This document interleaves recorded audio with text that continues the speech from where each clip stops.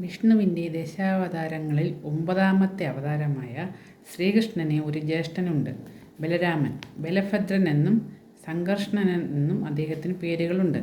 ബലരാമൻ വിഷ്ണുവിൻ്റെ 8ാമത്തെ അവതാരമാണെങ്കിലും ശ്രീകൃഷ്ണന് കിട്ടിയ പ്രാധാന്യം ഈ ജ്യേഷ്ഠന് കിട്ടിയില്ല. അതൊരു പക്ഷേ അനുജൻ്റെ നിഴലായി നടന്നതുകൊണ്ടാകാം. ഈ രാമകൃഷ്ണന്മാർ രണ്ട് അവതാരങ്ങളാണെങ്കിലും രണ്ടുപേരും ദ്വാപരയുഗത്തിലാണ് അവരുടെ ലീലകൾ ആടിയത്.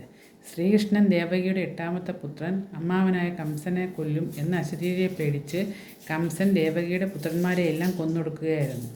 ശ്രീകൃഷ്ണൻ ജനനത്തിനു മുമ്പ് ദേവകിയുടെ പുത്രനായി പിറക്കേണ്ടിയിരുന്ന ബലരാമന് രോഹിണിയുടെ പുത്രനായി ജനിക്കേണ്ടി വന്നു. വസുദേവരുടെ മറ്റൊരു പത്നിയായ രോഹിണി അമ്പാടിയിൽ വസുദേവരുടെ ഉറ്റ മിത്രമായ നന്ദഗോപരുടെ ഗൃഹത്തിലായിരുന്നു താമസം. കാരണം കംസനെ പേടിച്ച് തന്നെ. ശ്രീകൃഷ്ണൻ ജനിച്ചപ്പോൾ തൻ്റെ യഥാർത്ഥ രൂപം ദേവകി വസുദേവന്മാർക്ക് കാട്ടിക്കൊടുത്തു. ഭഗവാൻ നിർദ്ദേശിച്ചതനുസരിച്ച് കൃഷ്ണനെ വസുദേവർ അമ്പാടിയിൽ യശോദയുടെ അരികിലെത്തിച്ചു. അങ്ങനെ ബലരാമനും കൃഷ്ണനും അമ്പാടിയിൽ ഒരുമിച്ച് വളരുവാനിടയായി. ശ്രീകൃഷ്ണൻ്റെ ജ്യേഷ്ഠനായി സന്തത സഹചാരിയായി എല്ലാ കൃഷ്ണലീലകളിലും ബലരാമൻ കൂടെയുണ്ടായിരുന്നു. ശ്രീരാമലക്ഷ്മണന്മാരെപ്പോലെ പിരിയാത്തവരായിരുന്നു ഈ രാമകൃഷ്ണന്മാരും.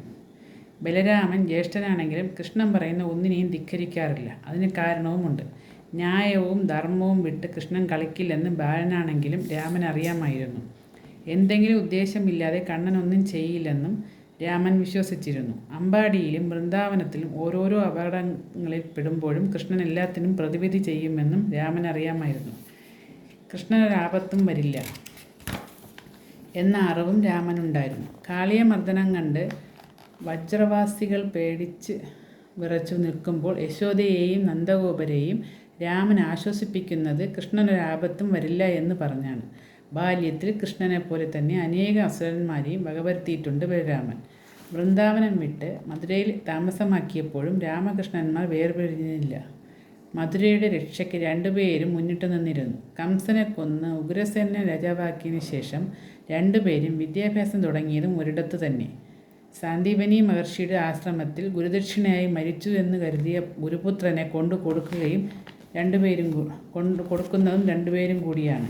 മധുരാ നിവാസികൾക്ക് മഗധ രാജാവായ ജരാസന്ധനിൽ നിന്നും ഏൽക്കുന്ന ഭീഷണി മൂലം സ്വൈര്യജീവിതം സാധ്യമാവില്ല എന്ന് കണ്ട് അവരുടെ രക്ഷാർത്ഥം ദ്വാരക നിർമ്മിച്ചു.